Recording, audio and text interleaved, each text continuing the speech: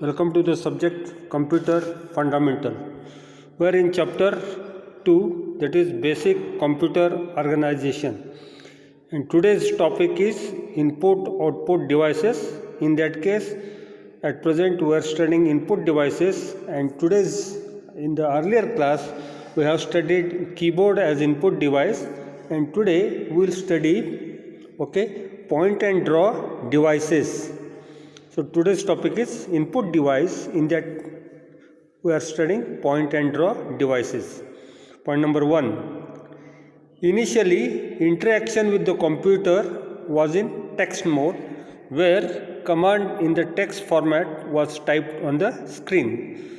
Well, students, earlier when their computer existing some more than 20 years back, that time you had to give the command by typing on the keyboard, and then after once you press the enter key, command is to be executed. In that case, you had to remember the command, type it properly, and then the command was accepted. So text mode interaction was cumbersome and time consuming, and also had limited scope. So this entering the command in text mode, that is by typing, was cumbersome, and it took a lot of time and it had limited scope. Point number 3. Hence, new type of interface called graphical user interface was developed. Point number 4. GUI, that is graphical user interface, provides screen with graphic icon, that is small images on the screen or menus. Point number 5. To choose the correct icon or menu with keyboard was difficult. So the graphical user interface is a new interface which was developed, and you had to choose the small icons or pictures on the screen, or you have to choose appropriate menu. So with the help of keyboard, this activity, choosing the proper icons, was difficult. Point and draw devices continuing. 6. Hence, new input devices called pointing devices, with which user can rapidly point to and select graphic icon or choose a menu, was developed. So since keyboard it was difficult to choose the menus or graphic icons, a new input devices category called as pointing devices was developed. Point number 7. Pointing devices like mouse, trackball, joystick, light pen, and touch screen are available today. Mouse and light pen were found to be useful for drawing lines, curve, and freehand shapes. Students, pointing devices today we use, most popular is a mouse, even the trackball is used, joystick, light pen, and touch screens are also used. In this category, mouse and light pen were also used for drawing lines and curved surfaces, also various shapes.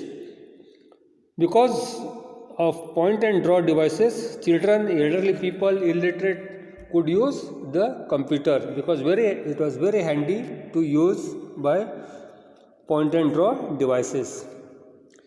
Now we'll study mouse, a input device. Point number 1. Mouse is most popular point and draw device. Point number 2. A mouse is small handheld device that fits comfortably in a user palm. Students, mouse is very popular. You have seen mouse always with a computer terminal. Along with the keyboard, mouse is provided. That mouse you can hold in your palm and operate it. Point number 3. It rolls on a small bearing and has one or more buttons on the top. Point number 4. When user rolls a mouse on a flat surface, a graphic cursor moves on the terminal screen in the direction of the mouse movement. Student, this mouse has got small bearing and it has one or more buttons on the top of it. As you roll the mouse on the flat surface or on the table, A graphical cursor moves on the screen in a direction where you move the mouse. So if you move the mouse towards left, graphic cursor will move towards left. If you move the mouse towards right, graphic cursor will move towards right, like that. Point number 5. Different applications display graphic cursor as different symbols. Point number 6. Graphic cursor, irrespective of its size and shape, has pixel size point, that is the point of reference to decide the position of the cursor on the screen. This point is called as hotspot. Okay. So there different applications show this cursor in a different shape. Sometimes it is shown as arrow, sometimes as a pointed fingers. So this graphic cursor, irrespective of the size, or shape, has got pixel point, and that is the point where your next operation can be carried out. It is also called as hotspot. Now this figure shows you the mouse as input devices. There is a button to click. There are 3 buttons, one in the center, one towards left, one towards right. The center button is very small, and this mouse is connected with the help of wire to the computer system. Types of mouse. There are many types of mouse. Now we can categorize them in one category as mechanical mouse and optical mouse. Depending upon the buttons, you can classify them as 1-button mouse or 2-button mouse or 3-button mouse. Depending upon how it is connected to the system, you can classify it as wired mouse or cordless mouse. So these are various types or categories of mouse. First we will study mechanical mouse. Point number 1. It has ball inside it that partially projects out through an opening in its base. So student, this mechanical mouse, you can see at the bottom there is a small ball which rolls, and a small portion of it is projected outside, and it touches the surface. Point number 2. The ball rolls out due to surface friction when the user moves the mouse on the flat surface. So this ball moves because of the friction when you move mouse on the surface, flat surface. Point number 3. On the 2 sides of a ball are 2 small wheels that spin to match the speed of the ball. Each wheel of the mouse connects to a sensor. So these 2 wheels are there, which are provided beneath the mouse. You can see as you move, the wheels move, and as the wheels move, this is reflected as action for the cursor on the screen. As the mouse ball rolls, when the user moves the mouse, the sensor detects how much each wheel spins and sends this information to the computer. So in the form of changes to the current position of the cursor. Students, as the ball rolls out, as you move the mouse, then it is detected by the sensor, which detects how much each wheel has spinned, and this information is sent to the computer, which will note what is the change in the position on the ground, on the surface. Accordingly, position of the cursor will be changed on the screen. Optical mouse. An optical mouse has no mechanical parts like ball and wheels. Students, this mechanical mouse has got wheels and mechanical parts, other mechanical parts, whereas optical mouse doesn't have such mechanical parts. Point number 2.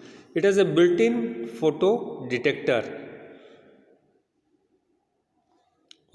So instead of balls and mouse like mechanical parts, it has got photo detector. Point number 3. When the user moves the mouse on the special pad with the grid lines on it, the photo detector senses each horizontal and vertical lines on the pad and sends this information to the computer. Students, this pad, there is a grid lines, horizontal or vertical.